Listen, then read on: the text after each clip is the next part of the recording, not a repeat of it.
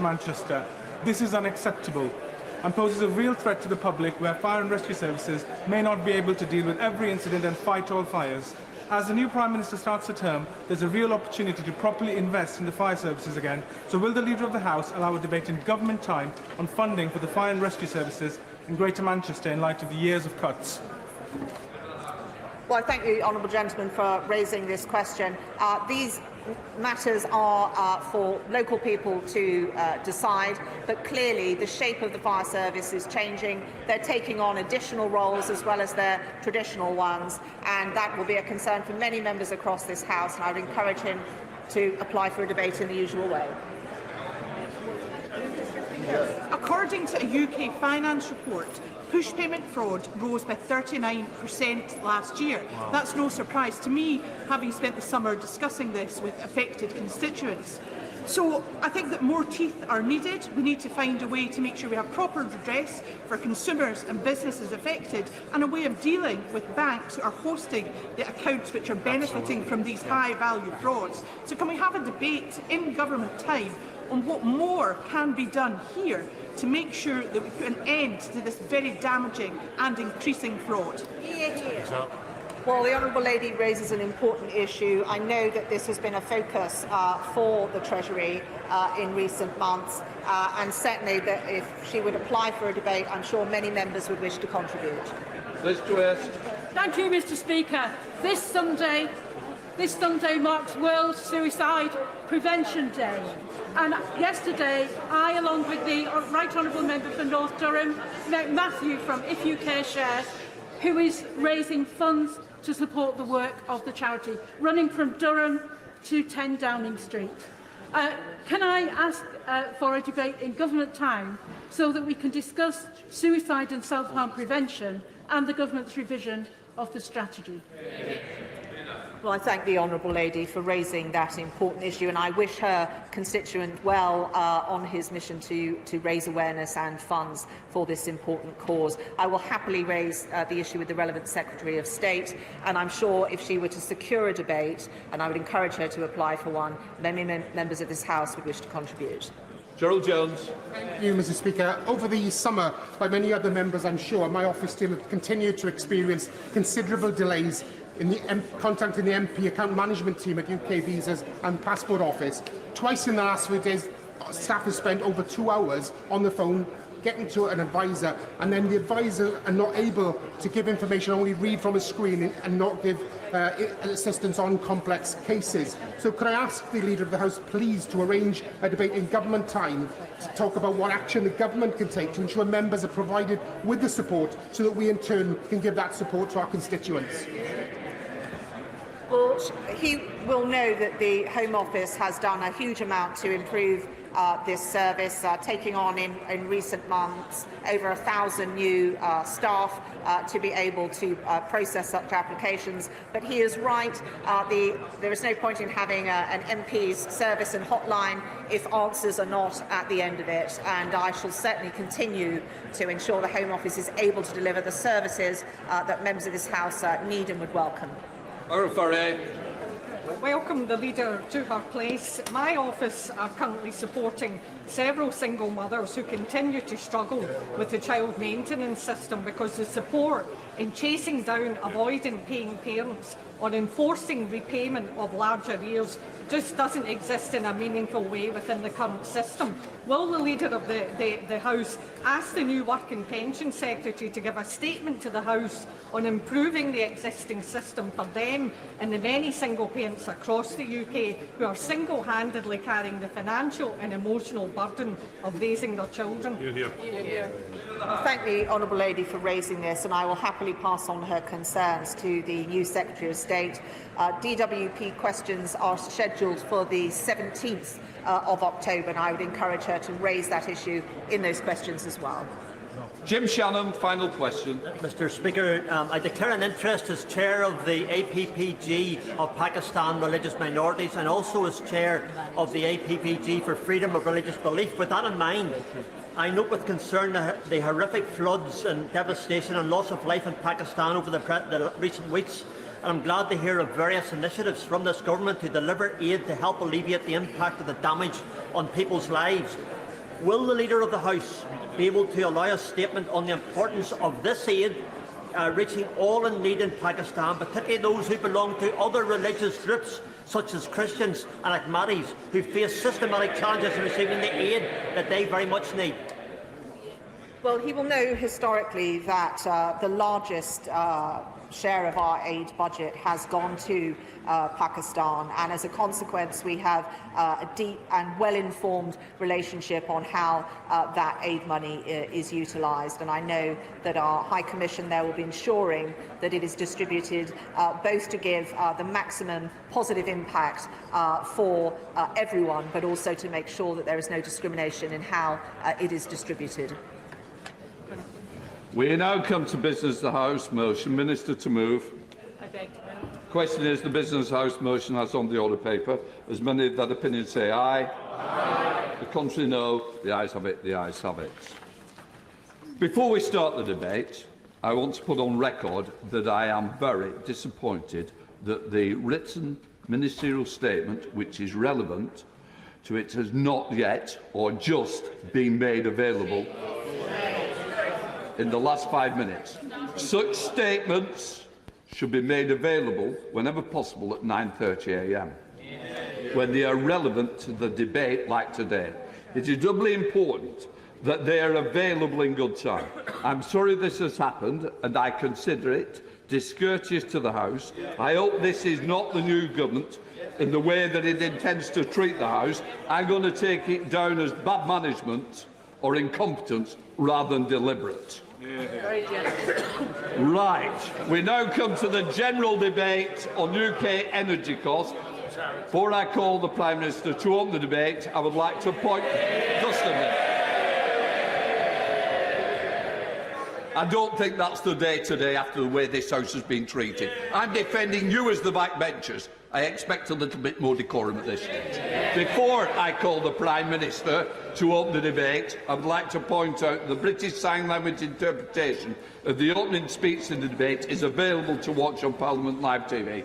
I now call the Prime Minister. Mr. Speaker, I beg to move the motion. Earlier this week... Prime Minister, just 1 second. We've started a debate. I don't want any more from that particular bench. If we do, I go and get that cup of tea early. Prime Minister. Mr. Speaker, I beg to move the motion. Earlier this week, I promised I would deal with the soaring energy prices faced by families and businesses across the UK. And today I am delivering on that promise. This government is moving immediately to introduce a new energy price guarantee that will give people certainty on energy bills. It will curb inflation and boost growth.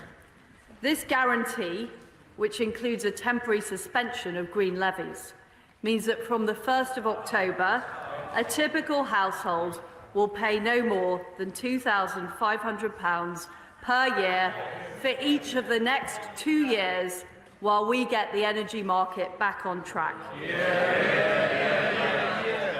This will save a typical household £1,000 a year. It comes in addition to the £400 energy bill support scheme. This guarantee supersedes the Ofgem price cap and has been agreed with energy retailers. We will deliver this. Mr. Speaker, I will make way in a few minutes when I have made some progress.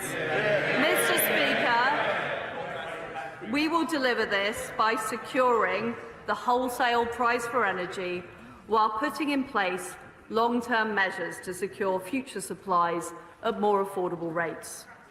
We are supporting this country through this winter and next, and tackling the root causes of high prices so we are never in the same position again. For those using heating oil, living in park homes, or those on heat networks, we will set up a fund so that all can... Prime Minister, sorry about this. Can I just say, I don't want a running commentary from here and giving me the advice. I certainly don't need it. Prime Minister, I don't want to interrupt you. It's up to you to give way when you feel it's appropriate. But just to let you know, that it is now being printed, the WMS, and I'm hoping that we'll bring it into the chamber for everybody to see. Prime Minister. Well, thank you, Mr. Speaker. For those using heating oil, living in park homes or those on heat networks, we will set up a fund so that all UK consumers can benefit from equivalent support. I'll give way to the honourable gentleman. I thank you for giving way. National Energy Action estimate with the cap at the current level are 6.5 million households in fuel poverty. So raising the cap to £2,500, how many more millions of people will end up in fuel poverty, does she reckon? Well, Mr. Speaker, we are taking action to help people on the lowest incomes through universal credit, and we are also supplying £400 through the Energy Bills Support Scheme.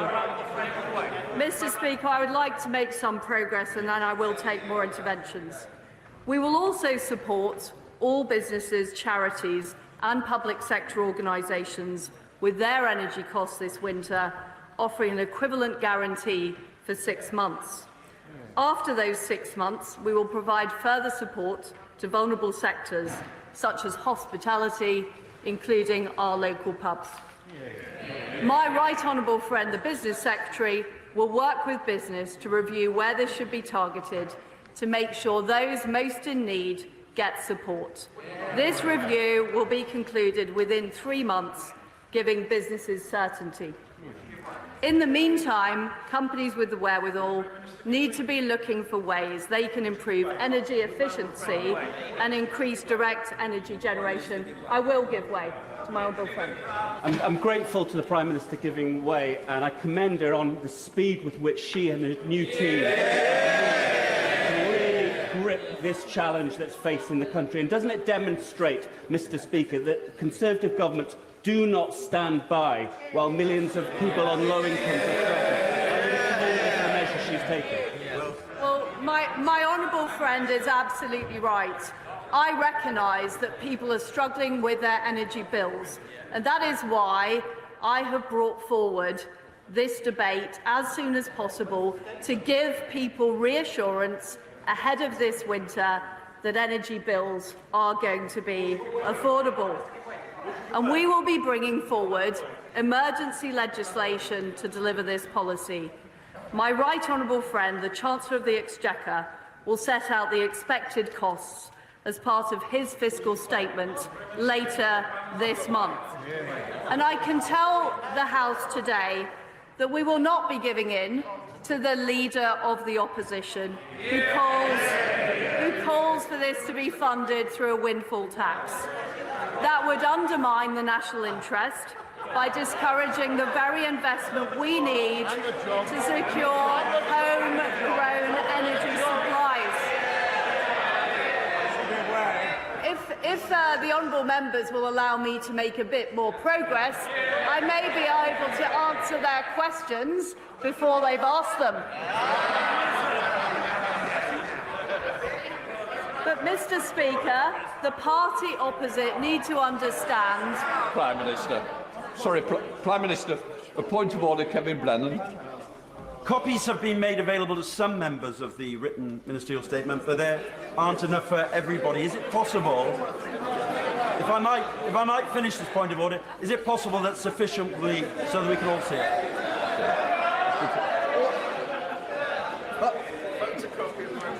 As we both know, it's not a point of order, but it's certainly a clarification that they're now coming out and we're printing them as fast as possible to make sure all members have the ability to read it. It is with great disappointment, but that's a matter of fact. Prime Minister. Prime Minister. Instead of that approach, we are taking an approach which is pro-growth, pro-business and pro the investment we need for our country's energy security. I will give way. Very grateful to the Prime Minister.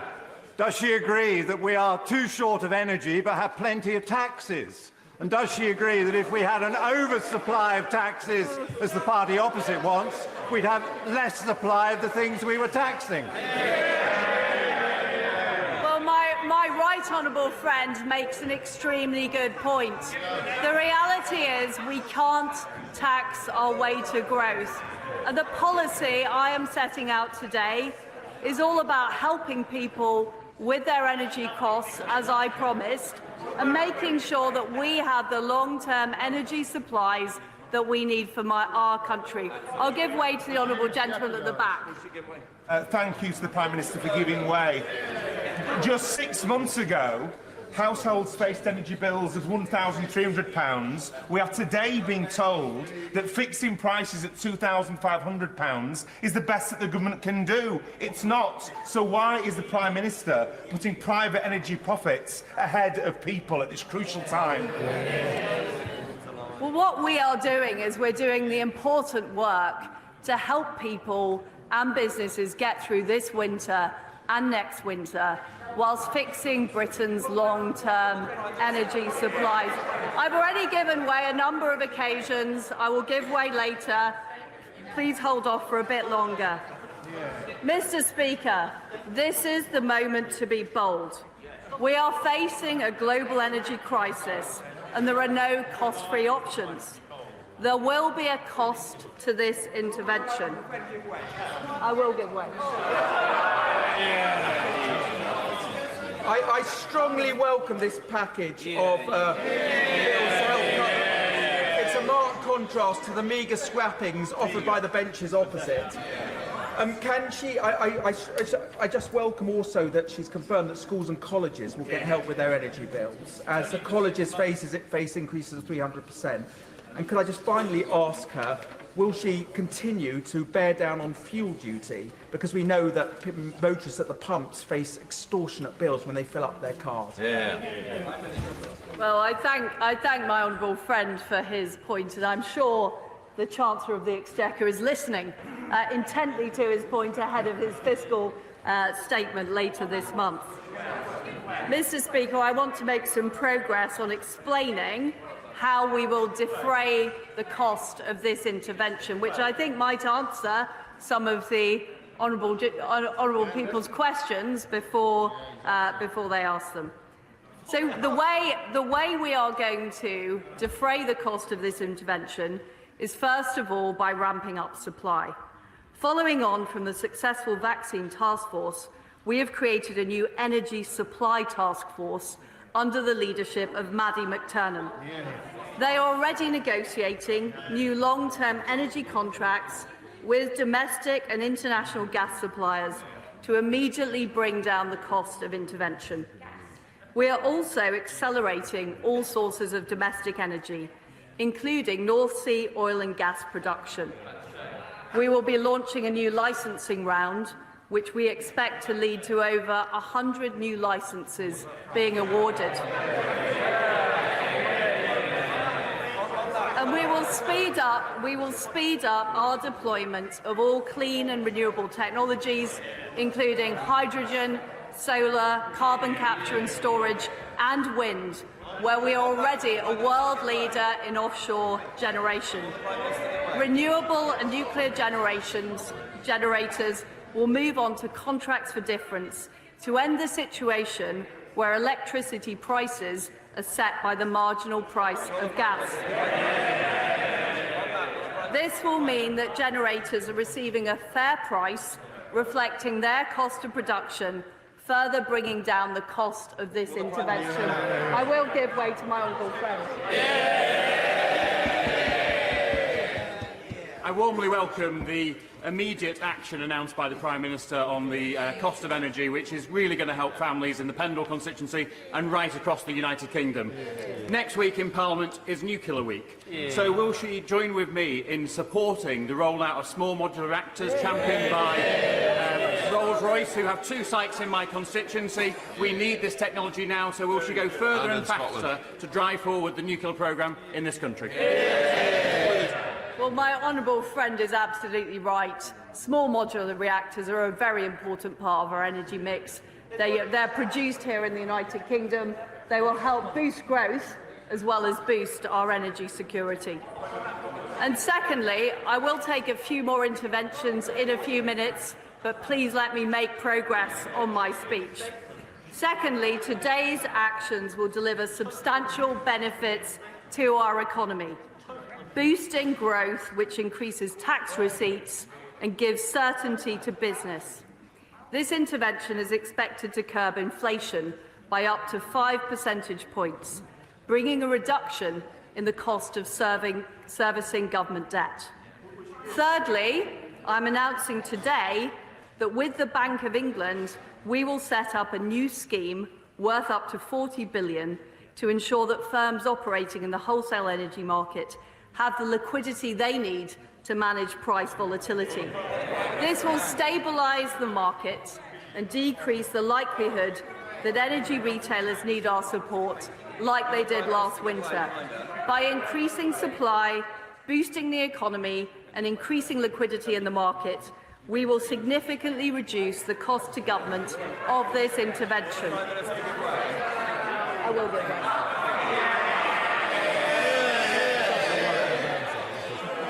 Very kind of the Prime Minister to give way to so many sensible members. Today is clearly a big intervention, and the government is, as she promised, wrapping its arms around my constituents, as we did during the pandemic, and looking to the future. Can she confirm that the plans are primarily about domestic supply rather than imported reliance, and therefore in line with the commitments, the important commitments that we made at COP26 in Glasgow and the path to net zero that we made in our manifesto 3 years ago? Well, I am completely committed to net zero by 2050, and I'll be saying more about how we will be achieving that later on in this speech.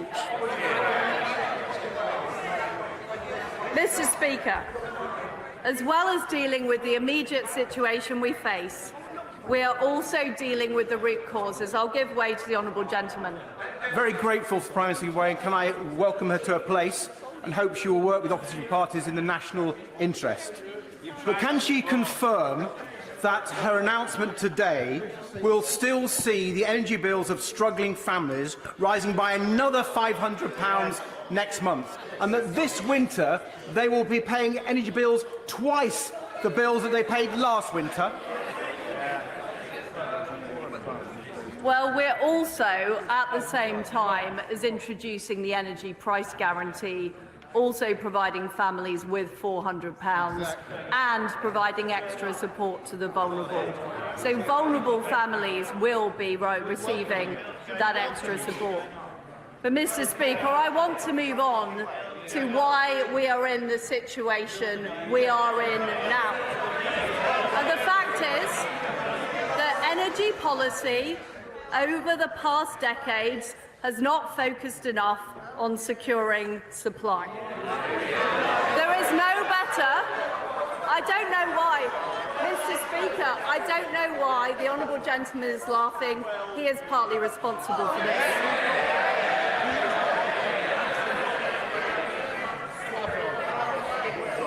There is no better example than nuclear, where the UK has not built a single new nuclear reactor in 25 years. And it's not just about supply. The regulatory structures have failed, exposing the problems of having a price cap applied to retail but not to the wholesale market. All of this has left us vulnerable to volatile global markets and malign actors in an increasingly geopolitical world. And that is why Putin is exploiting this situation by weaponising energy supplies as part of his illegal war on Ukraine. I'll give way to the honourable gentleman. Would she accept that with 150 years' worth of gas under the ground in GB, it is absolute madness to turn her back on that resource at a time when people are facing huge energy bills? And could she also just explain to us how she intends to deliver the support which she's talking about in Northern Ireland? That's the people from Ireland. Well, I do agree with the honourable gentleman. I'm coming to the point about shale gas in a minute. But I can assure him that this policy will apply in Northern Ireland, and those benefits will be open to the people of Northern Ireland as part of the United Kingdom. So as well as the action that I am announcing today, we will use these 2 years ahead of us to make sure that the United Kingdom is never in this situation again. So I will be launching 2 reviews. Firstly, a review of energy regulation to fix the underlying problems. We want a new approach which will address supply and affordability for the long term. Secondly, we will conduct a review to ensure we deliver net zero by 2050 in a way that is pro-business and pro-growth. And this review will be led by my right honourable friend, the member for Kingswood. I will give way. Can I firstly, on behalf of the people of South Leicestershire, welcome my right honourable friend to her role. She mentions Putin. Whilst the measures that she's announcing today are incredibly welcome for my constituents and all our constituents to protect, and particularly the poorest and most vulnerable in society, will she give an assurance today that her government will continue to stand firm against the appalling and brutal actions of Putin and his thuggish regime? And will she tell the British people honestly that we are in for a difficult winter, notwithstanding the challenges that face us? Well, my honourable friend is right. The reason we are in this difficult situation is because of Putin's appalling war in Ukraine. But we do need to make sure that our energy supplies are more resilient and more secure, so we are never in this situation again, and we cannot be subject to global energy prices and the actions of dictators. We are delivering a stable environment that gives investors the confidence to back gas as part of our transition to net zero. It is vital that we take steps to increase our domestic energy supply. I'll make a bit more progress and then I will give way. We will end the moratorium on extracting our huge reserves of shale, which could get gas flowing as soon as 6 months, where there is local support for it. We will launch Great British Nuclear later this month, putting us on a path to deliver up to a quarter of our electricity generation with nuclear by 2050. I'll give way to the Honourable Lady. To the Prime Minister. Last September, I asked the then Business Secretary why the government signed off on the closure of the Rough gas storage facility. He dismissed it as not relevant and he accused me of stoking panic and alarm. Given the government are now reportedly reopening that facility, it doesn't suggest the new Chancellor is a man of foresight and strategy, does it, Prime Minister?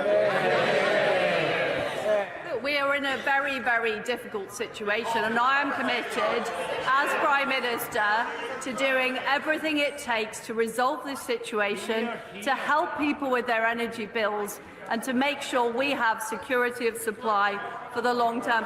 I've already taken a lot of interventions. I need to make progress on this speech.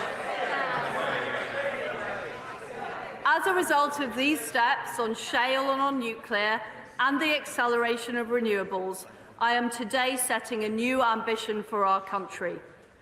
Far from being dependent on the global energy market and the actions of malign actors, we will make sure that the UK is a net energy exporter by 2040.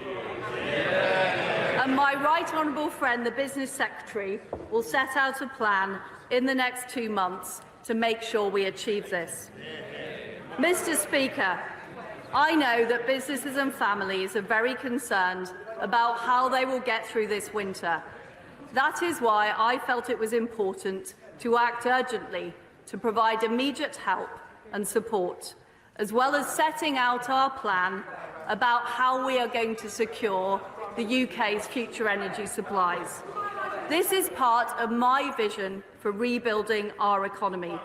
Secure energy supply is vital to growth and prosperity, yet it has been ignored for too long. I will end the UK's short-termist approach to energy security and supply once and for all. That is what I promised on the steps of Downing Street. Today, we are acting decisively on that pledge. This will help us build a stronger, more resilient and more secure United Kingdom. I commend this motion to the House. There's a lot of members who wish to get in, so think of others after we've got through the front benches. I now come to Leader of the Opposition, Keir Starmer.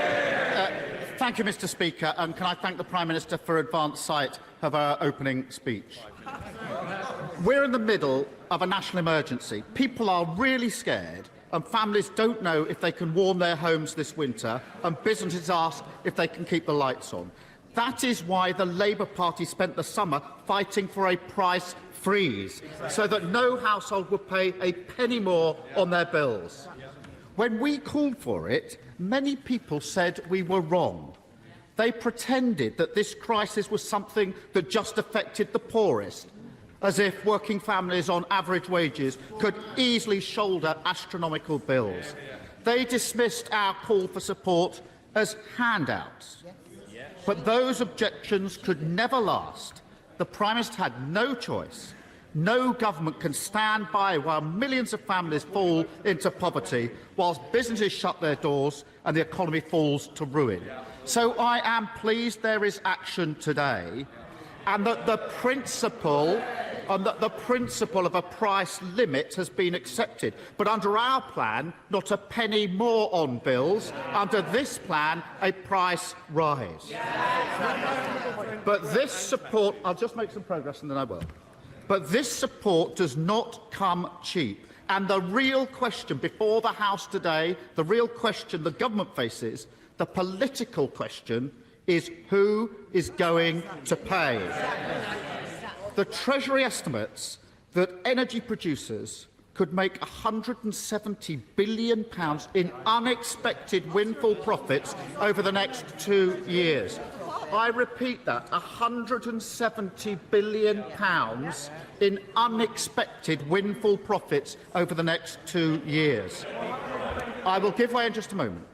The head of BP has called this crisis a cash machine for his company, and households are on the other end of that cash machine, their bills funding these eye-watering profits.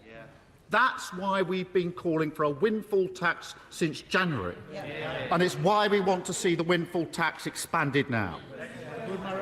But the Prime Minister is opposed to windfall taxes. She wants to leave these vast profits on the table with one clear and obvious consequence: the bill will be picked up by working people. She claims that a windfall tax will deter investment. That's ridiculous. These vast profits are not the reward of careful planning. They are the unexpected windfall from Putin's barbarity in Ukraine. There is no reason why taxing them would affect investment in the future. Don't just take my word for it. Asked which investment BP would cancel if there was a windfall tax, the chief executive said none. None. His words, not mine. So the Prime Minister's only argument against the windfall tax falls apart at first inspection, laying bare that she's simply driven by dogma, and it's working people that will pay for that dogma. I will give way. Does he accept that this government has already introduced a windfall tax, and energy companies today are paying 65% on their profits? What would he rather see that tax set at? We're happy it goes 100%. He wants 100%. We're talking about what happens this winter and next. And if he doesn't understand, I'll tell you something. Every pound the Prime Minister's government refuses to raise in windfall taxes, when she's leaving billions on the table, is an extra pound of borrowing. That's the simple, straightforward argument. Every pound she leaves on the table is an extra pound of borrowing, loading the burden of the cost of living crisis onto working people who will have to pay back for years to come. Will my right honourable friend? I will. I'm grateful to my right honourable friend. The Prime Minister has been careful to frame her guarantee in terms of her refusal to tax. But is she not going to have a problem explaining to the British people how a levy on their bills in the future to repay the borrowing is not actually a tax? Yes. I'm grateful for that intervention. This is the basic political divide. They want to protect the excess profits of the oil and gas and energy, the excess profits. We want to protect working people. Mr. Speaker, I will give way.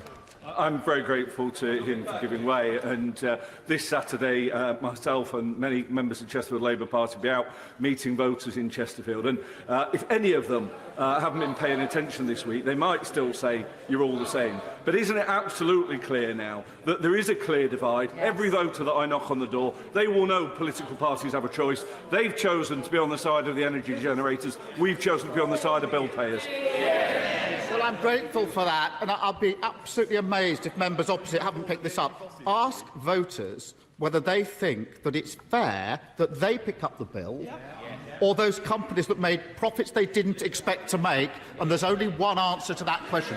It's a very simple question of whose side are you on? And I'm afraid this isn't a one-off, because not only is the Prime Minister refusing to extend the windfall tax, she is also choosing to cut corporation tax, an extra £17 billion in tax cuts for companies that are already doing well. That means handing a tax cut to the water companies polluting our beaches, handing tax cuts to the banks, handing a tax cut to Amazon. She's making that choice, even though households and public services need every penny they can get. Working people are paying for the cost of living crisis. Stroke victims wait an hour for an ambulance, and criminals walk the streets with impunity. It's the wrong choice for working people. It's the wrong choice for Britain. I will give way. I thank my right honourable friend, and it seems that the government has decided to deal with this energy crisis off the backs of ordinary, hard-working Brits and load huge levels of debt on future generations rather than properly taxing the billions of pounds of excess profits for energy companies. Why is this government on the side of big corporates rather than being on the side of ordinary, hard-working Brits? Is it because the Prime Minister is a former employee of Shell and is therefore on the side of oil and gas companies and is not protecting ordinary working British people? Well, I'm grateful for that intervention, and it does come down to this basic point. Everybody in this House recognises that profits are needed for investment in all businesses. But in this case, these are unexpected profits that were not expected to make. And when the Chief Executive of BP says this will not deter any investment, it's a bit rich for the opposite to say he's completely wrong. He is the Chief Executive of BP. He's made his case. It's the complete opposite of the case that the Prime Minister is trying to make. Now, Mr. Speaker, the immediate cause of, I will in a moment, the immediate cause of this energy crisis is Putin's grotesque invasion of Ukraine. We stand united in our support for Ukraine. If we're to defend democracy, defeat imperialism and preserve security on the continent, Putin's aggression must fail. And whatever our political differences, the Prime Minister will always have my full support in that common endeavour. But we must ask ourselves, why are we so exposed to changes in the international price of oil and gas? Why are we so at the mercy of dictators, able to pull the plug on wells and shut down pipelines? Why is there such a fundamental flaw in our national security? I will give way in just a moment. I'll make my argument, then I will give way. It's about a failure to prepare, a failure to increase our energy independence, a failure to rapidly decrease our reliance on fossil fuels. They banned, Mr. Speaker, they banned onshore wind in 2015. That cost us clean energy capacity equivalent to all our Russian gas imports in recent years. A policy disaster. The Prime Minister has been constantly opposed to solar power, the cheapest form of energy that we have, and she's been consistently wrong. And it's not just what the Prime Minister said in the heat of her leadership campaign this summer. When she was Environment Secretary, the government slashed solar subsidies. The market crashed. I will give way.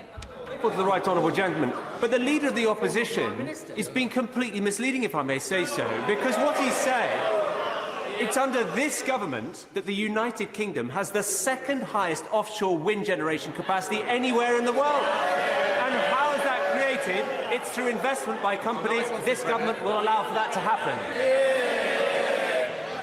Well, I take it from that intervention that he doesn't quarrel with me that the ban on onshore wind since 2015 has been a policy disaster, along with the opposition to solar power.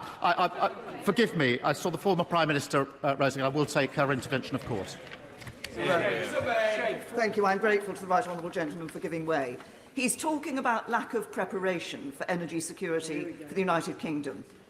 In that case, if Labour is so worried about lack of preparation, why did they not build any new nuclear capacity?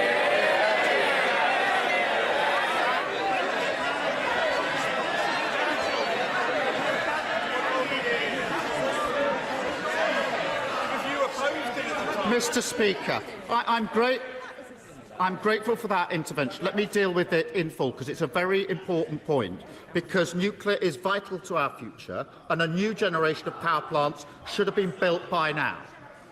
Yesterday, the Prime Minister tried desperately to blame Labour, and that intervention goes to this point. I remember the exchange across this dispatch box in 2006, in which Prime Minister Blair said, "I'm pro-nuclear." And the Leader of the Opposition, David Cameron, didn't know where to look. If you haven't seen the clip, have a look. I'm pro-nuclear. David Cameron didn't know where to look. The uncomfortable truth for members opposite is this. The last Labour government gave the go-ahead for new nuclear sites in 2009. In the 13 long years since then, not one has been completed.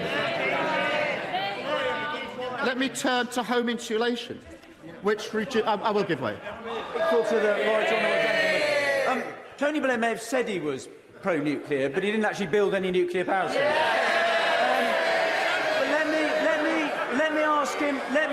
Let me ask him about the windfall tax.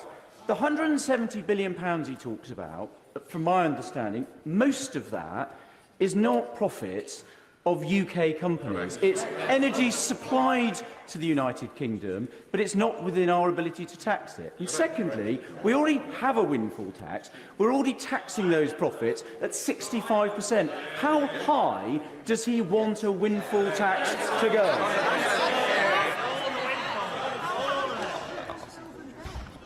On the question of 2006, I think I'll give way to him again. What was his party's position in 2006 when David Cameron was asked the question on nuclear?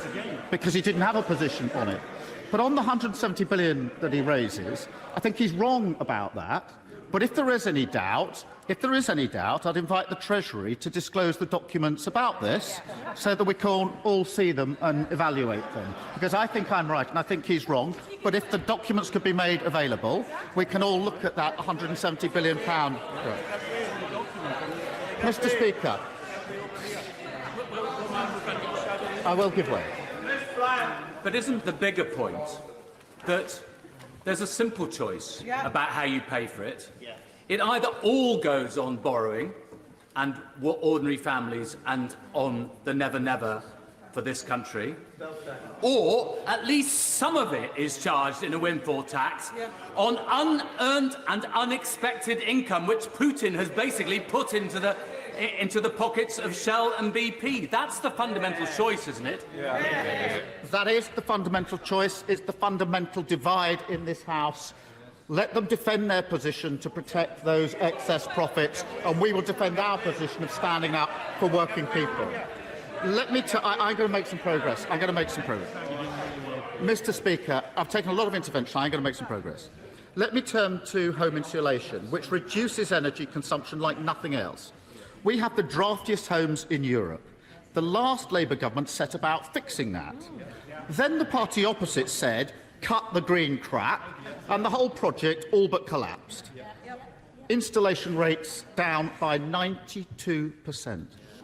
Utterly short-sighted, and it's costing millions of households £1,000 a year on their energy bills right now.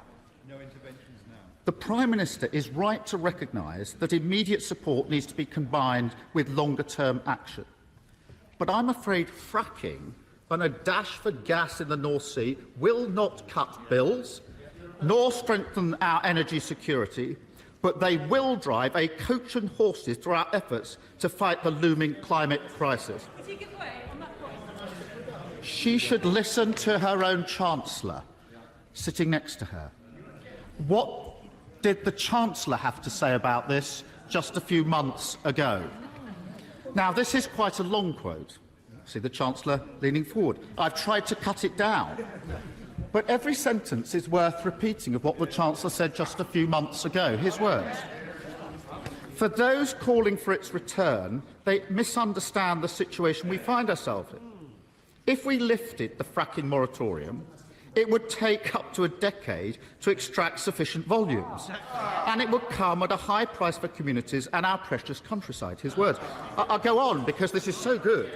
Second, he said just a few months ago, no amount of shale gas from hundreds of wells dotted across rural England would be enough to lower the European price any time soon. And he went on. And with the best will in the world, private companies are not going to sell shale gas they produce to UK consumers below the market price. They are not charities. Spot on, Chancellor. And what did the Chancellor at the same time have to say about North Sea gas? Additional North Sea production won't materially affect the wholesale price.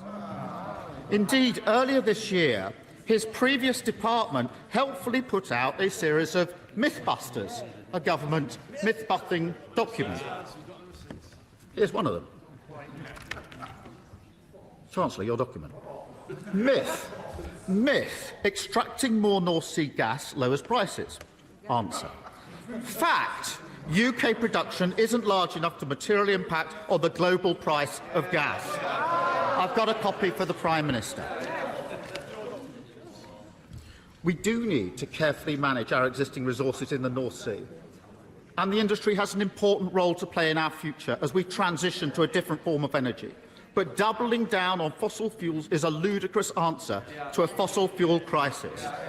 And if all countries took the approach advocated by her new Energy Secretary of squeezing every single drop out of their fossil fuel reserves, global temperatures will rise by a catastrophic 3 degrees. That will be devastating for our planet and future generations. And it's totally unnecessary. Now, I'm going to make some progress because I do think other speakers need to get in. New wind and solar power are now 9 times cheaper than gas. 9 times cheaper. So we need a clean energy sprint, urgently accelerating the rollout of offshore wind, onshore wind, solar, nuclear, hydrogen and tidal. And last year, I set out a new national mission to insulate 19 million homes and cut bills for good. If the government had taken me up on that challenge, 2 million homes would already be insulated this winter. Britain needs a fresh start. We need a government that will never leave working people to pick up the tab for excess profits of the energy industry. We need a government that plans for the long term, rather than leaving us badly exposed to the whims of dictators. And we need a government that will drive us forward to energy independence, rather than doubling down on fossil fuels. The change we need is not the 4th Tory Prime Minister in 6 years, it's a Labour government. Thank you. Theresa May. Thank you, Mr. Speaker. And I refer the House to my entry in the Members' Register. Can I first of all congratulate my right honourable friend on acting so swiftly to bring forward a package of support for people with their energy bills. There's no doubt, as every member of this House knows, that this is a matter of real concern for people in my constituency and every other constituency who've been concerned about how they're going to heat their homes, and indeed businesses worried about how they can continue to run their businesses. May I also welcome the fact that my right honourable friend has coupled action on energy bills with action on energy security. The vicious further invasion of Ukraine by Russia has indeed shown the necessity of us having our own energy security, although it makes sense anyway. We have made important progress in this over recent years. I refer, of course, to the investment in Hinkley Point C, and I again welcome the commitment that my right honourable friend and the government have made to continuing that commitment to support nuclear energy. And as I pointed out in my intervention, just wait a second. Look, it's more than 1 second, but anyway. As I pointed out in my intervention to the Right Honourable Leader of the Opposition, and was emphasised by the excellent intervention by my Right Honourable friend, the member for Forest of Dean, in 13 years of government, whatever the then leader of the Labour Party might have said, they did not build any new nuclear capabilities. I would wait. I thank her for giving way. On Hinkley Point C, it's going to be at least 4 years late, possibly 5 years late. It's nearly 50% over budget, and EDF have got an eye-watering 35-year contract for a strike rate at £92.50 per megawatt, compared to roughly £40 per megawatt for just 15 years in onshore and offshore wind. She should have scrapped Hinkley Point C when she had the chance, shouldn't she? Can I say to the honourable gentleman that it's high time that Scottish nationalists actually came up with some practical solutions to these issues, rather than rejecting everything that the government says. I give forward. I'm very grateful to the former Prime Minister. You know, we're all trying to find energy security. Can I say to her and say to the government front bench, what we should be doing is prioritising tidal. There's an excellent Royal Society report from last year that indicates we can get to 11.5 gigawatts. I'm asking the government to enhance the ring-fence pot from 20 to 50 million. You'll get the baseload you need, and you won't need nuclear energy. Say to the right honourable gentleman, this is actually a rather strange point in my political career, because I actually agree with him about the importance of tidal. And can I also say to him that when I was Prime Minister, I looked very closely, over a significant period of time, at proposals, particularly for the Severn Estuary, and unfortunately, at that time, the price that would have had to have been guaranteed in relation to cost to the consumer was too high. Of course, looking at it today, it could be a very different picture. Now, my right honourable friend outlined a number of steps that the government is taking, and I look forward to seeing the full details of these. But I would like to suggest there are some other measures which will address energy prices and energy security, while capitalising on our high-growth tech sectors, and would also help us to meet our domestic and international climate change obligations. Because there are measures that will save people money that will also help to save the planet. The UK has already shown that you don't have to choose between low emissions and economic growth. You can have both. To achieve net zero, we will need to remove the country's dependence on fossil fuels. My right honourable friend announced a net zero review. Perhaps when he sums up this debate, the Secretary of State could indicate how that net zero review will fit in with the net zero strategy, which the government published in advance of COP26, and which many are already working on. So while my right honourable friend has acted swiftly and correctly to help people over these difficult times, it does make sense to accelerate our transition to a low-carbon energy system. And that can be done by, in just a moment, that can be done by speeding up the rollout of low-cost, homegrown, renewable technologies. Former Prime Minister, she said the government's acted correctly, but the government's case is that energy prices are going up because of the war in Ukraine. Therefore, these profits are being earned because of the war in Ukraine. Why is it right to prioritise war profiteering and instead have a stealth tax on households? What is right is to provide support for households who are worried about their energy bills. That's exactly what the government is doing. It's all about. Of course, if we are going to increase our use of renewables, and it is important that the price that people are paying for their electricity reflects the cost of that production and not the cost of gas. And I welcome again the fact that my right honourable friend. No, I'm going to make some progress. I'm going to make some progress on it. Can I say to my right honourable friend that I'm pleased that she's actually indicated that she's going to take action in relation to that particular matter. Can I also say that getting full benefit from this does mean upgrading the UK's power grid infrastructure. Alongside this, we do need to improve the energy efficiency of homes. And this would not just reduce demand for energy, saving people money, but again, it's an element that will help to save the planet. We do need to consider rolling out a significant home insulation programme. There is also... I will give way to my right honourable friend and then I'll give way to you. I'm very grateful to my right honourable friend. Her government did indeed look very closely at the prospect of a tidal lagoon off Swansea Bay.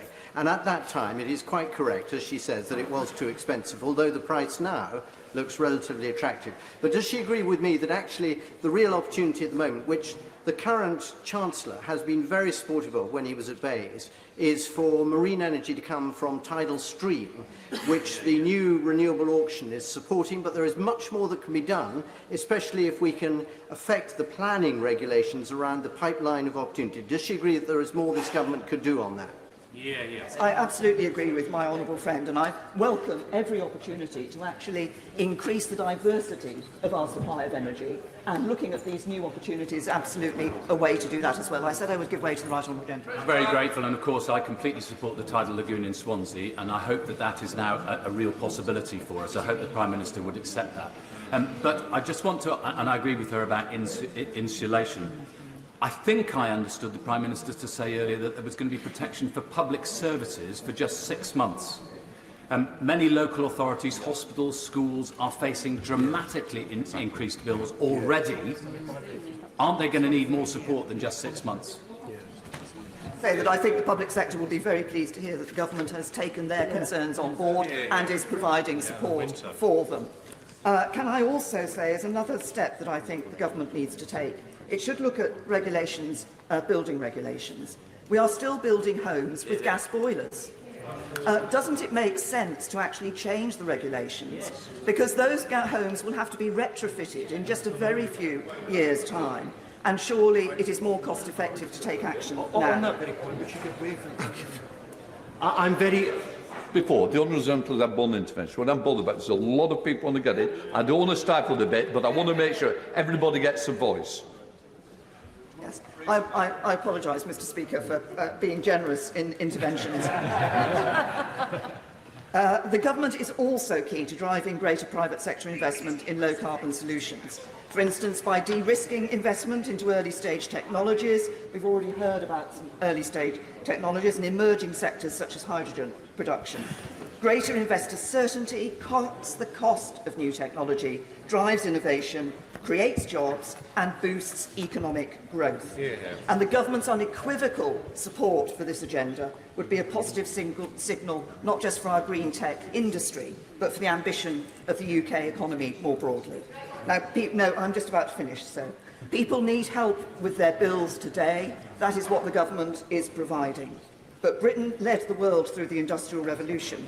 If we grasp the opportunity now, we can lead the world in a cleaner, greener form of growth. Hear, hear. We now come to the Leader of the SNP, Ian Blackford. Thank you, Mr. Speaker. Can I say it's a pleasure to follow the former Prime Minister, the Right Honourable Member for Maidenhead. And if I can just reflect back very briefly on the way that she behaved when she was Prime Minister, and I have to say the courtesy that she showed to opposition leaders, whether it was the then leader of the Labour Party or ourselves as a third party. And if I can gently say to the Prime Minister that some of the protocols of making sure that we had advance sight of statements is important, and indeed that we're aware of when the Prime Minister would be coming to the Chamber to speak. I don't know if she's listening to any of that, but it would be helpful if that could be passed on. Mr. Speaker, at the start of the year, we were faced with an energy crisis. By the summer, it was an emergency. Right now, today, we're at the precipice of a humanitarian disaster. Because it's no longer a question of whether to heat or eat. when many households can no longer afford to do either. Would the honourable gentleman give This, let me make some progress on it, and I will. This cost crisis puts livelihoods and lives at risk. And all the while, as this disaster deepened, all summer, the Tories spent all their time desperately fighting amongst themselves, and the public were left desperately waiting for a real cost of living plan. We finally have a plan today, but I fear that when the public absorb the details, it will fall far short of what help they need.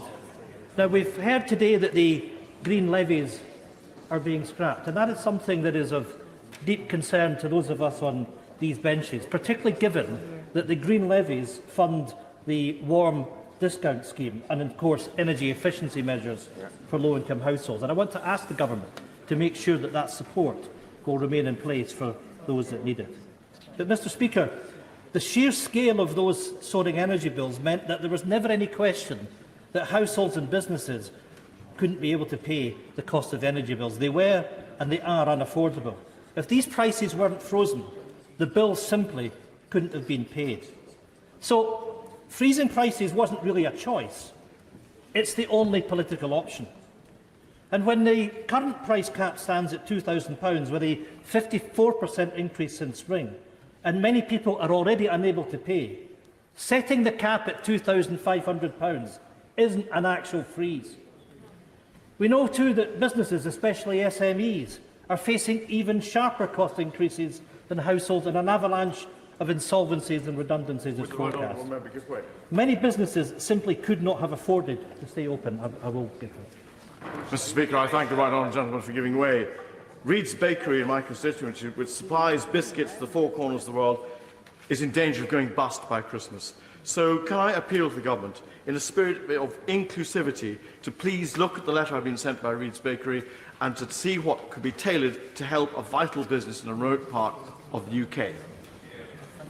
I agree with my honourable friend, my neighbouring MP, and indeed, over the course of the last few weeks, I've visited businesses in Ayrshire with my honourable friend, the member for Kilmarnock, and visited another bakery, Brownings, and in fact met with the industry body. And it's clear that bakers in particular are facing real struggles with the rise of energy and other costs. And it's critical that the Government gives the details of what they're intending to support business. I'll take one more intervention, then I'll... Grateful to the right honourable gentleman. On the question of the cap, the Prime Minister indicated that one of our reviews is going to be on regulation. Does the right honourable gentleman think it's time to take a serious look at the operations of Ofgem, and for a regulator, how much support they're giving to consumers, whether it's domestic consumers or businesses? I think it's fair to say that the current regime is not fit for purpose, and it's why we're in the situation that we are today. So an urgent review of that is absolutely required. Mr Speaker, let me make some progress. Good businesses, profitable businesses, seeing a tsunami of cost increases with energy costs at the core of these, quite simply are facing a fight for survival. It is clear that today's plan does not go nearly far enough to mitigate the expected cost increase facing employers, and the UK Government needs to grasp the scale of this emergency. I wish to say something about the announcement which has just been made about Her Majesty. I know I speak on behalf of the entire House when I say that we send our best wishes to Her Majesty the Queen, and that she and the royal family are in our thoughts and prayers at this moment. I'm going to take no more, if there is anything else, we will update the House accordingly. Thank you. Ian Blackford. Thank you, Mr Speaker, and I'm sure on behalf of all colleagues that we're saddened to hear the announcement that's been made, and the thoughts and prayers of all of us will be with Her Majesty the Queen and indeed with the royal family. Mr Speaker, in reality, the one big political question, the real question, was how today's plan would be paid for and who would pay for it. And ever since the new Prime Minister took office, we've been waiting for these answers. But after all the waiting, it couldn't be any clearer. She set it out very brazenly. The Prime Minister's plan means that the public pays. She has made the political choice to tax families instead of companies, to put profit over people. Instead of a windfall tax, she's chosen a new Tory tax, the trust tax. The trust tax that means that in the months and years ahead, households and businesses will be punished with higher bills, higher interest rates and higher mortgage costs. A trust tax means it cuts to the vital public services people rely on and which are used to support the most vulnerable. A trust tax means a threat to the Scottish budget, which the Scottish Government is using to protect our population and shield workers and public services as best they can. Will my honourable friend give way? I will give way. I will give way. I'm grateful to the honourable gentleman for giving way. He seems to be making an argument for a windfall tax on the oil and gas companies. And given that the Leader of the Opposition wasn't able to answer this question, they already pay 65% on their profits. What would he rather see that tax set at? I'm grateful for that intervention, and if he just bears with me, I'm going to come to that very specific point. But that issue of who pays is important, because there is no... Well, actually, I will do, and you might actually show some respect if you don't mind. Because at the end of the day, oil and gas producers are making windfall profits. Our constituents, his constituents, are suffering. And it's right, Mr Speaker, that we look at the contribution that those making windfall profits will make, and I will come to that. I'm going to make a little bit of progress because I'm conscious that others want to get in. Mr Speaker, the frightening bit for people is that the new Prime Minister made this choice on day one in the job. Because on day one, we saw the pound slip to a low not seen since the Thatcher years, knocked by the UK's worsening economic outlook. On day one, our first major decision as Prime Minister will see big business profits prioritised over family budgets. And on day one, we can already predict that the trust tax paid for by households for the years to come will be the Prime Minister's enduring legacy, eating away at household budgets long after she and her party have been voted out of office. If day one was that bad, you couldn't blame people for fearing that the worst is yet to come. Mr Speaker, the decision not to bring in an additional windfall tax is the biggest and the worst political choice in this plan. Because let's look at Shell and BP as an example. Now, I want corporates to be able to be profitable to invest, to create jobs and to finance a green transition. But there is a difference between a fair profit and an excess windfall or excess profit. Mr Speaker, Shell's first half profits were up by 177% to $25.2 billion. Shell were making excess profits to such an extent they brought back shares worth $8.5 billion and declared that they would buy back a further $6 billion worth of shares between July and September. If you want the example of where the excess profit is, Mr Speaker, then there it is.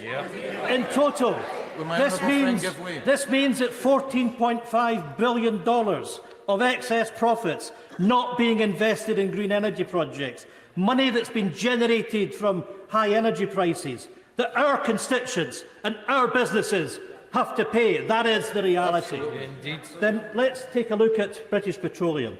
Q2 profits up from $3.1 billion to $9.2, and a share buyback for this quarter of $3.5 billion. You know, Mr Speaker, quite frankly, that will disgust our constituents, that money has been given back to shareholders at a time that people quite simply can't afford to put their heating on. These are global corporates, but we can and should fairly tax their UK activities. So why on earth is the Prime Minister given a fair windfall tax? Why are ordinary people right across these islands ultimately going to have to foot these bills?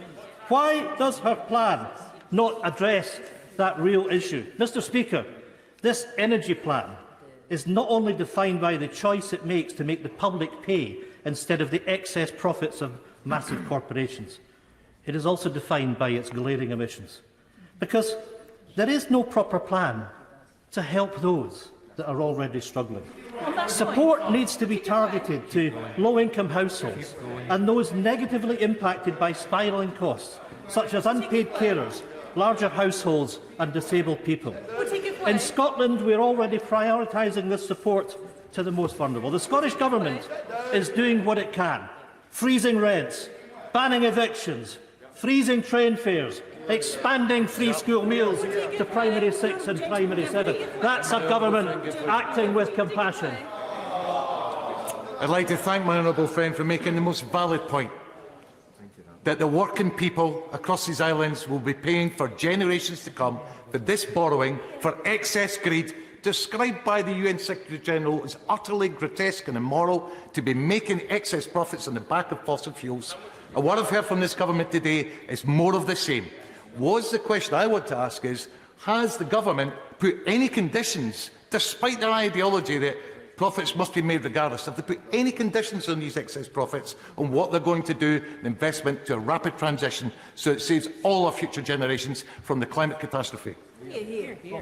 My honourable friend is absolutely right. And, in the context of this, we're doing what we can with the devolved powers that we have. And let me say to the government that one of the things that we have done is introduce the game-changing Scottish Child Payment, which will be increased to £25 a week, lifting 50,000 children in poverty out of poverty in Scotland. But I need to make progress. But we're all too aware that this is nowhere near enough to mitigate the effects of this crisis, because most of the key economic levers lie here at Westminster. So, if the new Prime Minister is serious about helping everyone through this winter, she should at the very least lift universal credit by £25 a week. Whilst I welcome the remarks of the Prime Minister on those on off-grid, we must be given clarity over support for those across swathes of rural Scotland who are reliant on oil heating and who are not subject to the price cap. Clarity is also needed to those who have accepted fixed-term contracts at a higher rate in a bid to weather the storm. They must be allowed to switch to benefit from the support that's been put in place. And crucially, vital support for the most vulnerable must go hand in hand with the UK Government to increase budgets of the devolved administrations or grant them greater powers to borrow so that they can do more to help all public service workers and the most vulnerable. I will give way. I'm grateful to the right honourable gentleman who's making a very broad and apposite speech. He was challenged on the rate of tax that he believed was appropriate, but of course he will also know that prior to the introduction of the windfall tax, the UK had the lowest tax rate of any oil and gas producer in the world. 65%, which is what he was challenged on, is actually 6 percentage points below the average of all producers in the world. So even if you were prepared to go to the global average, it would still mean that relief could be given to taxpayers in this country. I have to say that the honourable gentleman makes an awful lot of sense with his intervention. And what we should be reflecting on is that these are oil and gas companies that are making additional profits, not because they're improving their businesses, not because they're investing, but quite simply because the oil and gas prices are higher. And it's quite right in the context of that our consumers, our businesses are compensated. Why on earth are we sitting back allowing the oil and gas companies to engage in billions and billions of dollars of share buybacks? Mr. Speaker, I want to make progress because I'm conscious of the time and those that want to speak. I want to briefly deal with another prominent point in the Prime Minister's speech, because the Prime Minister blames the cost of living crisis on the war in Ukraine, and I believe that this issue is worth expanding on. And of course, there is no doubting that what has happened in Ukraine has had a major role in spiralling wholesale prices. And we have rightly come together across this chamber in condemnation of Putin's horrific war and his actions to thwart European energy supply. And I look forward to continuing to work with the new government in a spirit of consensus on this issue. We all stand together against Putin's horrible actions, the war in Ukraine. But as we've rightly helped Ukraine, we must also help citizens at home. Indeed, we owe it to them to do so. and I would hope that the Prime Minister will reach consensus with me on this point. But where we divide is what I believe we must recognise that other countries in Europe, far more reliant on Russian gas than the UK, have weathered the economic storm far better than the United Kingdom. And we must therefore recognise the UK Government's role in creating the circumstances for this crisis. We'll take it away. Shameful mismanagement by a successive Tory government stopped by a Tory Brexit means that the UK has the highest inflation in the G7, the lowest growth in the G20, and we're marching headlong into a recession. UK household electricity prices have surged ahead of European peers, and the UK is now in a deeper state of crisis than most because of the damaging choices that have been made. We don't need it. Scotland doesn't need it. I thank the honourable gentleman for giving way.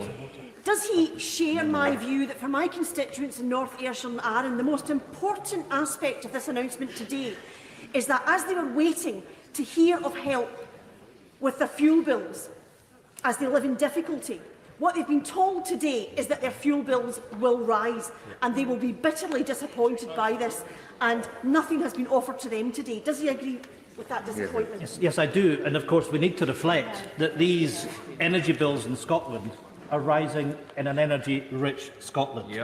And the damage of the choices that the UK Government has made, choices that have been imposed upon us, make the choice of Scotland's future ever clearer. We'll take it away. Because Scotland is energy-rich, we simply shouldn't be facing an emergency. Mr Deputy Speaker, it may surprise some in this House, but Scotland produces 6 times more gas than we consume, and almost 100% of our entire electricity production comes from renewables. That's not attention-seeking, Prime Minister. These are the facts. Scotland has the energy. We just simply don't have the powers.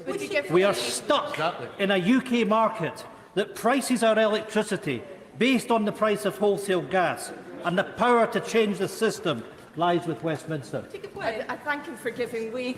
And of course he'll also know that although we are producing almost 100% of our energy from renewable sources, the grid connection charges that are £7.36 per megawatt-hour compared to 40 pence per megawatt-hour in England doesn't help further investment. Incredible. We need these grid connection charges to be reduced, because my constituents want to know, when they can see windmill or wind turbines outside their windows, why are their prices going up? Well, again, my honourable friend makes a very, very important point.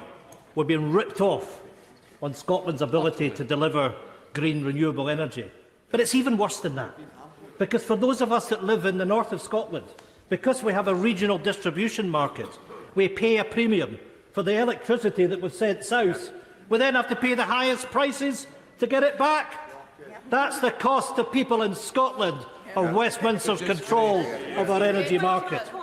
So what is needed, most crucial of all, and what is glaringly lacking in this energy plan, is fundamental overhaul of the energy market to break the link between cost of gas and the price of renewable and low-carbon electricity.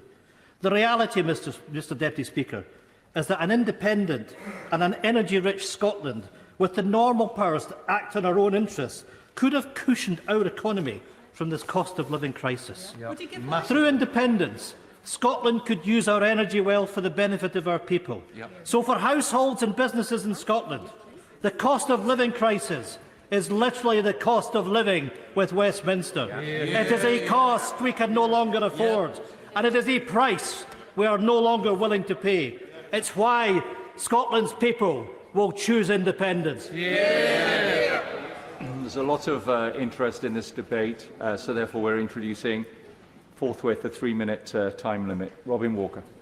Thank you, Mr Deputy Speaker, and I welcome the Prime Minister and indeed all her colleagues to their places on the front bench and the rapid action that has been announced today. I wanted to see action for consumers in my constituency, but also for businesses, for charities and the public sector, and I'm delighted to hear all of that included in today's statement. Over the summer, I've heard from hundreds of constituents about their concerns, people who are vulnerable, elderly, students and people with illnesses and disabilities, which mean that they weren't able to turn down down their heating in the upcoming winter. So the action which has been announced today will be extremely welcome in all of those quarters. The fact that there is a 2-year cap in place, particularly welcome in my constituency. But I've also been hearing from businesses, and I've been very, very concerned at some of the costs facing pubs, hospitality businesses, manufacturers in my constituency. Indeed, as long ago as last year, I was writing to the then Business Secretary, now Chancellor, about high-energy manufacturers such as aluminium extrusions businesses,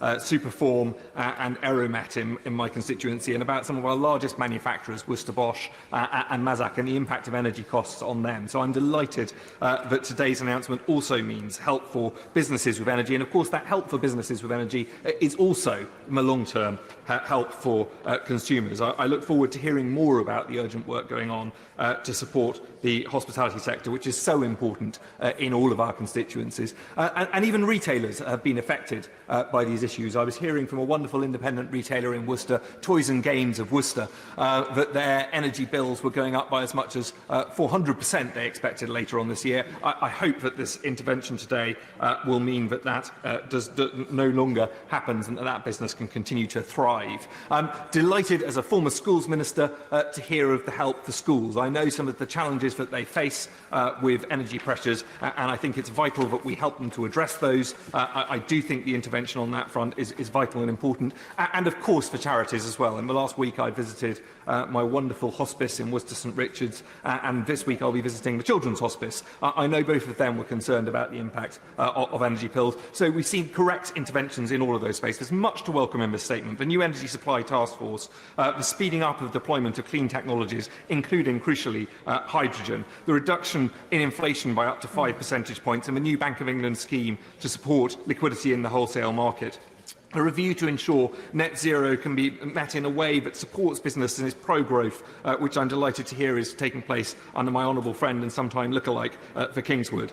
So I welcome this statement. I want to make sure that we go further, and particularly I would urge ministers to consider the opportunities of hydrogen in helping us to make sure we can continue to deliver gas central heating to our constituents' home in a clean, low-cost and energy-efficient way. Thank you, Mr Deputy Speaker. Although the solutions to this crisis may sound complicated in this debate, the choice is straightforward for the government. Who pays at the end of the day? And let's be clear what a windfall tax is.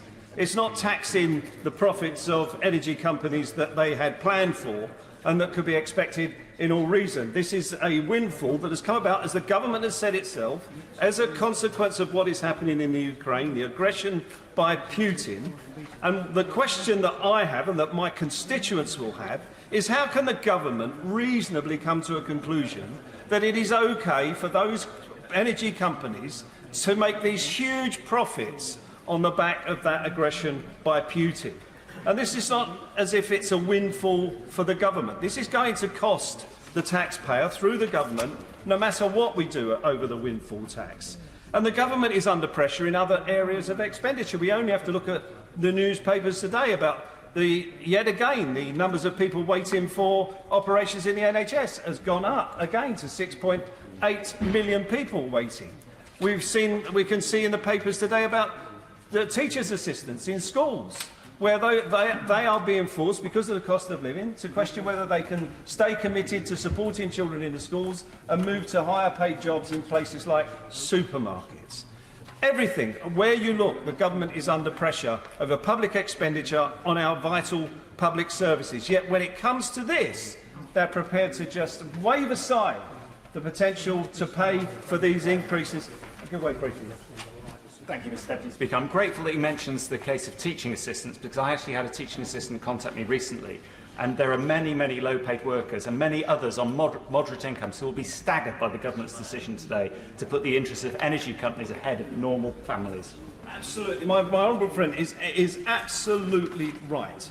And so the government is morally wrong to turn its back on this windfall tax when it clearly is under financial pressure in other areas of public expenditure. But I wanted to raise just one specific issue relating to my constituency in this brief contribution I can make to this debate. And I have a craft bakery that has survived for 100 years. It's about to celebrate its centenary. It's been run by 6 generations of the same family. It kept feeding people in my constituency. I wasn't the MP at the time, I is today, but during the Second World War. So even the Luftwaffe couldn't shut down this bakery. It employs 20 members of staff, and now it's trying to renegotiate in an industry that is really heavy in the use of energy.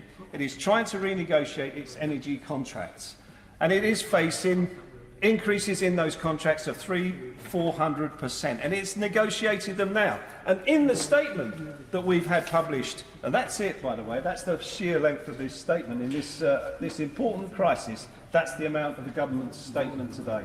With 200 words. They are facing negotiations now, but this statement says that there will be assistance equivalent to that given to individuals for businesses guaranteed for 6 months.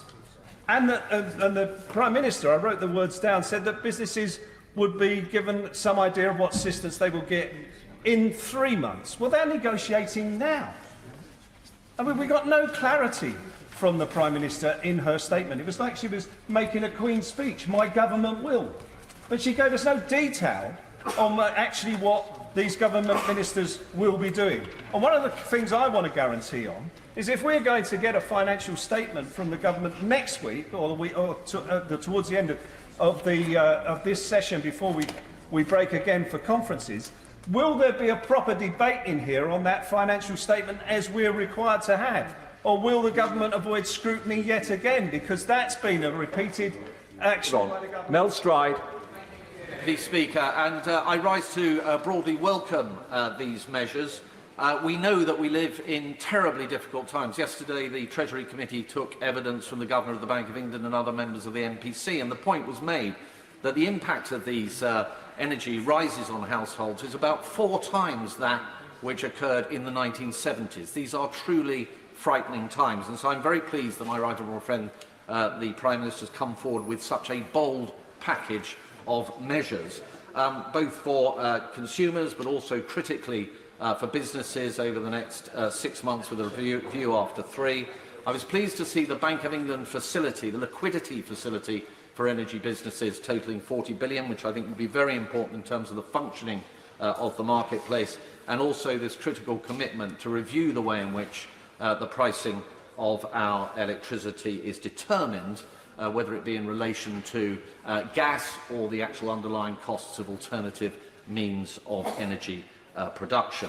I did want to focus briefly, Mr. Deputy Speaker, on the macroeconomic issues here, which are easy to overlook. This is a huge intervention. The Prime Minister detailed that the Chancellor would come forward with those costings at the emergency fiscal event that he is to present to the House soon. Now, that in terms including, or alongside, should I say, the tax reductions that have been mooted, plus the other pressures on the public finances, mean that debt is most certainly going to increase, as is the deficit. And whilst it has been stated that inflation will be assisted by these measures, which is true, inflation, of course, is just a measure of price rises relative to a previous period at a particular point in time.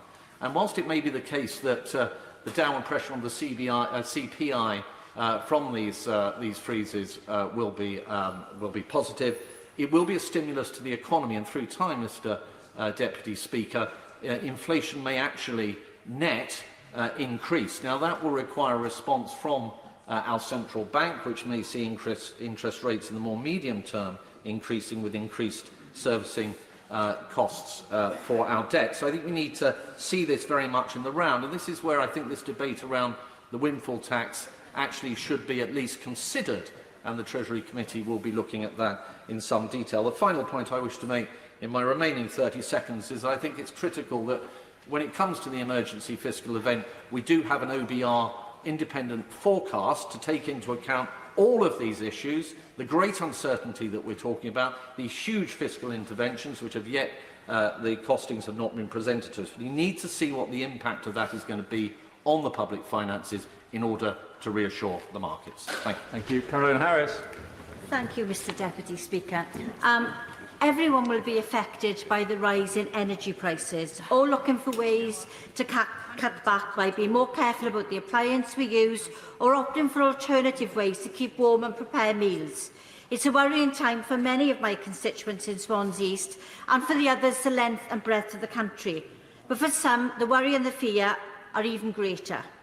Over 60,000 people across the UK are in need of renal replacement therapy in the form of dialysis or a transplant, as is my daughter-in-law Hayley is one of those. Hayley suffers from kidney failure and has done since she was 11. A transplant at 15 gave her 7 years of freedom, but for the last 11 years she's been back on dialysis. Home dialysis allows Hayley to spend more time with her family and has even given her the opportunity to attend university and to go to work rather than spending 3 days a week in hospital. But running the machine for 10 days, 10 hours at a time, 6 nights a week comes at a price. The approximate cost for electricity to run the home dialysis machine is almost £80 per month at present, and with energy prices set to soar, these costs are only going to increase, threatening many patients' ability to continue their life-saving treatment at home. Charity Kidney Care UK and the Popham Kidney Support in my constituency have both recently contacted me about their concerns for patients and the lack of support they are being offered by energy providers. In Wales, patients like Hayley are reimbursed by the Welsh Renal Clinic Network, but with the cost of extra energy needed for home dialysis machines expected to increase to £2,000 a year, the level of financial support will fall far short. And the situation is even worse in other parts of the country where reimbursement amounts vary considerably, with some patients receiving no help at all. The cost of kidney failure and other chronic conditions should not be borne by patients. And it's not only dialysis patients who are affected. Many people depend on home electrical medical equipment, oxygen concentrators, nebulizers, artificial ventilators, stair lifts, bed and bath hoists. Add to this the additional cost for heating and lighting, and many vulnerable people are feeling the pain of this winter. No one should be in a position where they have to cut down use on this vital equipment for fear of paying their bills. So for my daughter-in-law and for all the Hayleys out there who are looking at uncomfortable increases and unaffordable increases, can the government ensure that sufficient financial support is made available to cover these essential electrical medical equipment? Thank you, Mr. Speaker. Scope of my comments brief, given the time available. Can I just ask the Minister, in the energy update, the written statement that was published, there was confirmation, and the Prime Minister confirmed this as well, that the Chancellor will set out the expected costs as part of the fiscal statement. Can I ask if those costs will include the government's assumptions of how wholesale prices are going to move over the coming months and years? Yes, it's an estimate, but you have to make some assumptions to calculate the cost. And secondly, and importantly, will the estimates of the costs of this package be independently scored by the Office for Budget Responsibility, or will they simply be the government's assessment of costs? It would be helpful if the Minister, winding up the debate, could confirm which of those two it will be. Secondly, can I welcome wholeheartedly the confirmation from the Prime Minister that those people who are off the gas grid will be protected by this announcement. A full 40% of my constituents are off the gas grid, and I believe the number is broadly similar in the Prime Minister's own constituency. But a specific question, it's great that there's been confirmation they're going to be helped, but a bit more detail on process is important for this reason. People who buy oil and people that buy LPG tend to buy it in lumps. They have to fill a tank.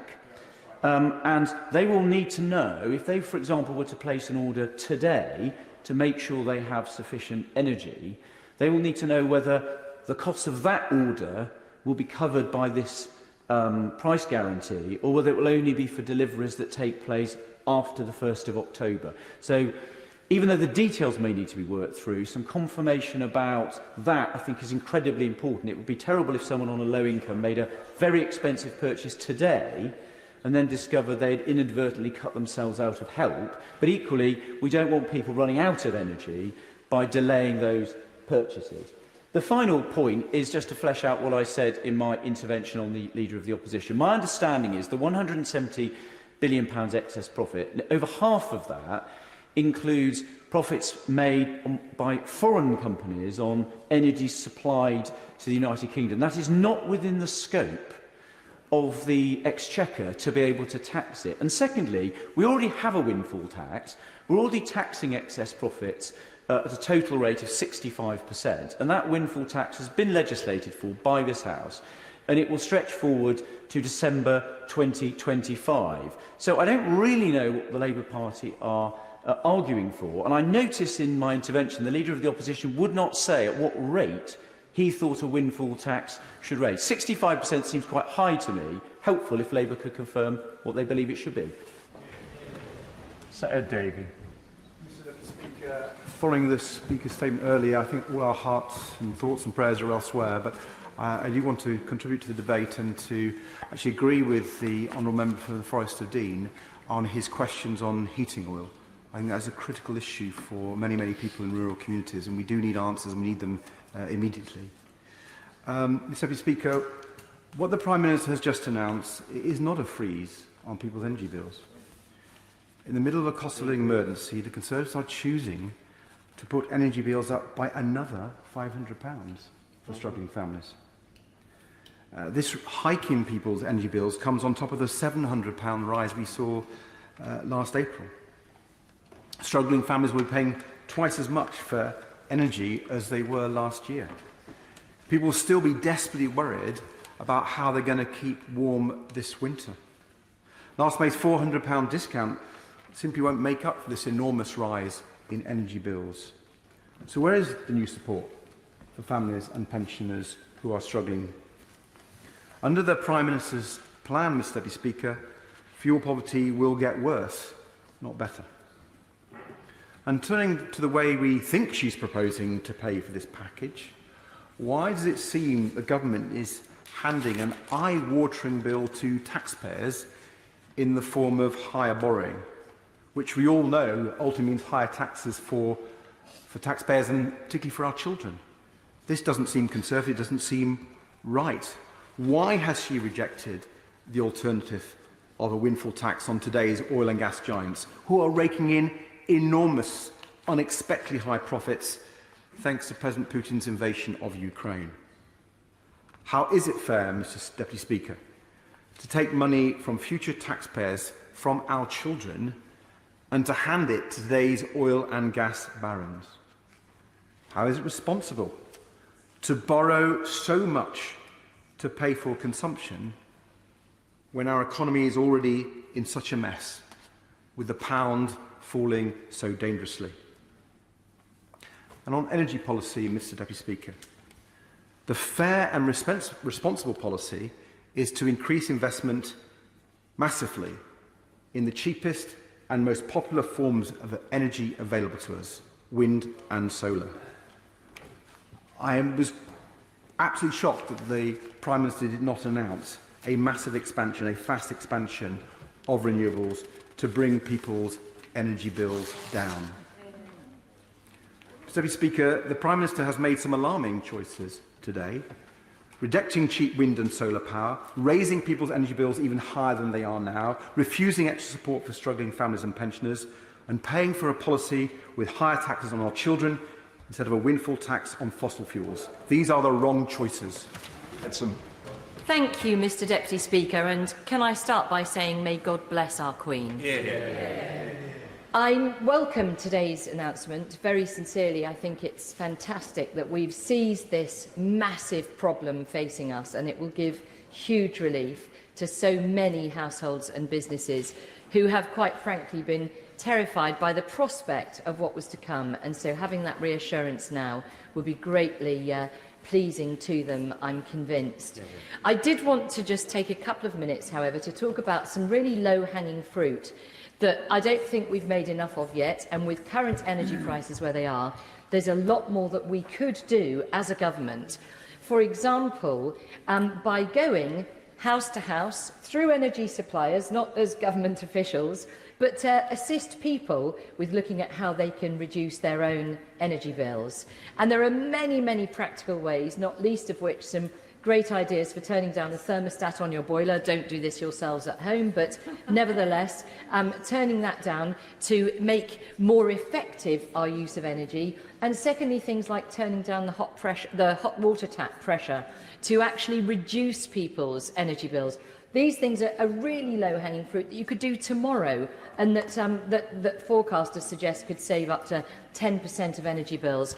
But most importantly of all is insulation.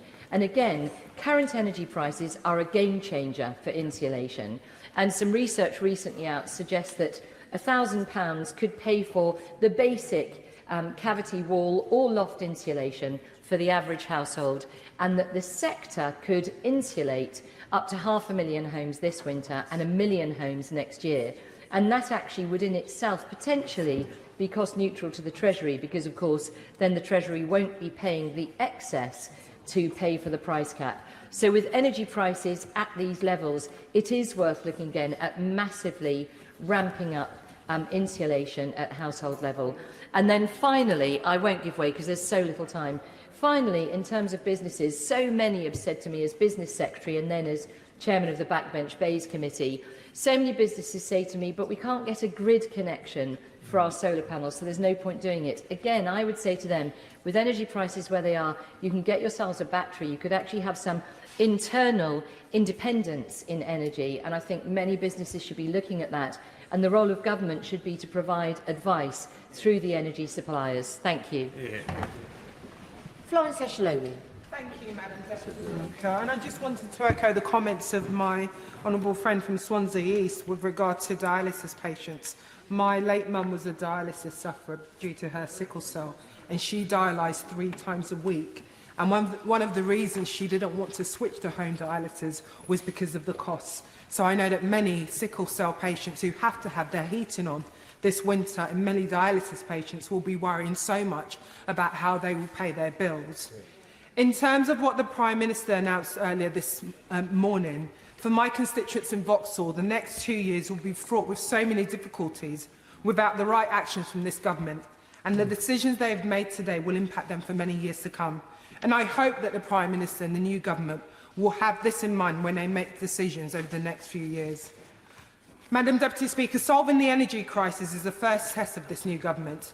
Are they going to make big decisions on the oil and gas firms that are making record profits while people up and down this country continue to suffer?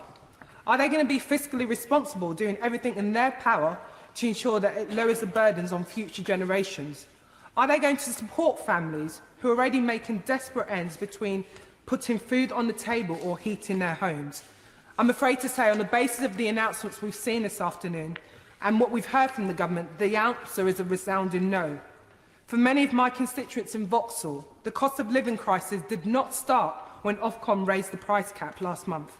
For many of them, it didn't even start when Russia invaded Ukraine earlier this year.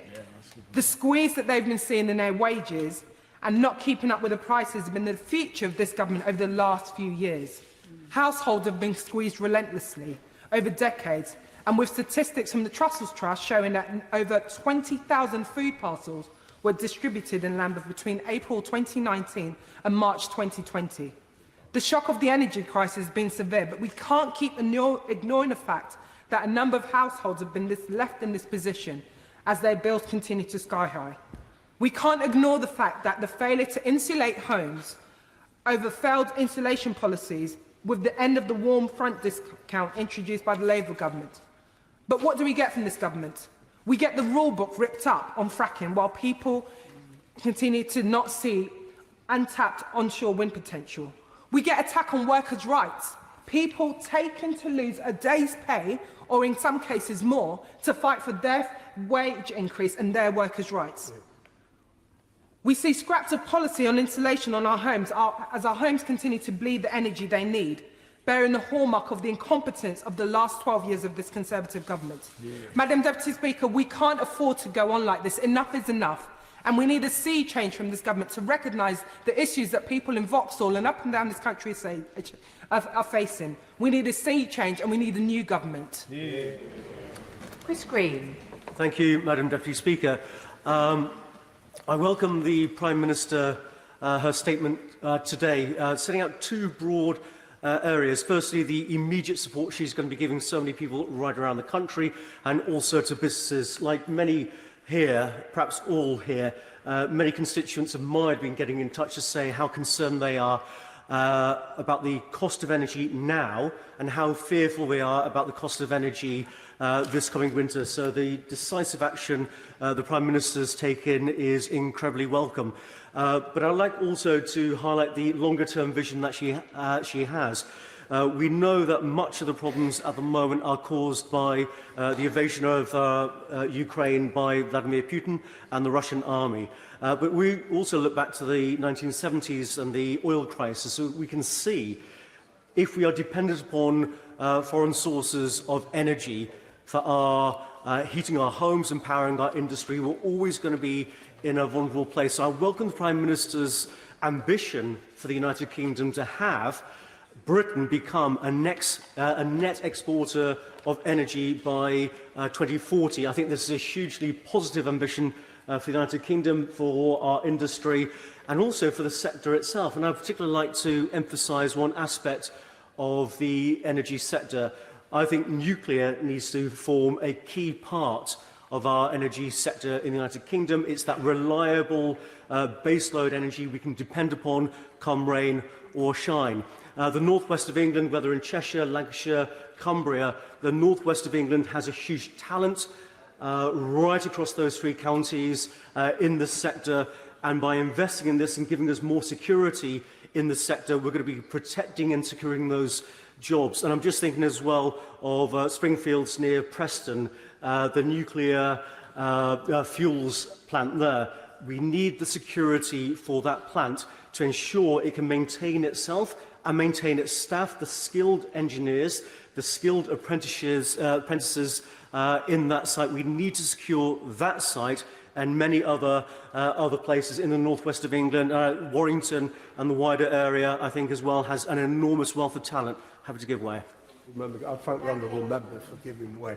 Does the honourable member share my concern about one of the announcements around fracking? I'm quite confident that my community won't accept that, and I know certainly the honourable member's constituency of Bolton West and those beautiful rural meadows surrounding it. Does he feel that he'll accept that as well? The Prime Minister is committed to respecting the views and values of local communities, and I support that. But I'm trying to focus on nuclear energy in my short period of time I have to contribute. And I think the other aspect, both in the North West, we want that commitment, but also Hinkley C. That's a phenomenal site, a phenomenal investment in our United Kingdom. And I want to see our commitment to nuclear energy and the phenomenal workforce in that site in Hinkley C in Somerset. I want to see that workforce go on to the next nuclear project and a whole series of nuclear projects, whether it's the full-scale nuclear reactors or whether it's the SMRs. So I think there's a huge potential. I think there's a huge ambition that the Prime Minister is going to set out and the Business Secretary is going to give more details on. And this is immensely positive for so many different parts of our country, and I particularly welcome as well the location of Rolls-Royce SMR headquarters in the city of Manchester as well. Order. Just before we move on,